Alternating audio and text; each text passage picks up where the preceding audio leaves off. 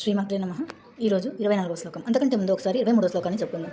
యది హ్యహన్న వర్తేయ జాతు కర్మణ్యతన్వితః మమ వర్త్మానువర్తంతే మనుష్యాః పార్థ సర్వశః.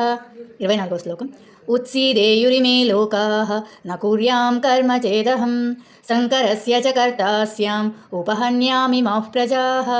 ఉత్సీదేయురిమే అంటే నాశనమగు ఇవన్నీ, లోకాః లోకములు, న కూర్యాం నేను చేయకపోతే, కర్మ కర్తవ్యమును, చేదహం ఒకవేళ నేను, శంకరస్య అసాంస్కృతిక జనుల చ మరియు కర్త బాధ్యతను, శ్యాం అగుదును, ఉపహన్య నాశనమగును, మిమాఫ్ ఇవన్నీ, ప్రజాహ అంటే ప్రాణులు. నేను నా కర్తవ్యంను చేయకపోతే ఈ సమస్త లోకాలు నాశనమవుతాయి, జరిగే అల్లకల్లోలానికి నేనే బాధ్యుడనవుతాను, మరియు మానవ జాతికి శాంతి లేకుండా అవుతుంది. అంటే ప్రతి ఒక్కరూ తమ కర్తవ్యాన్ని తప్పకుండా చేయాలి. పెద్దవారు నాయకులు ఎలా ప్రవర్తిస్తే ఇతరులు కూడా అలాగే అనుసరిస్తారు అని భగవంతుడు ఇక్కడ అర్జునునికి చెప్తున్నారు. శ్లోకాన్ని ఇంకొకసారి చెప్పుకుందాం. ఉత్సీదేయురిమే లోకాః న కుర్యాం కర్మ చేదహం శంకరస్య చ కర్తాస్యాం ఉపహన్యామి మాః ప్రజాః. 25వ శ్లోకం రేపు చెప్పుకుందాం.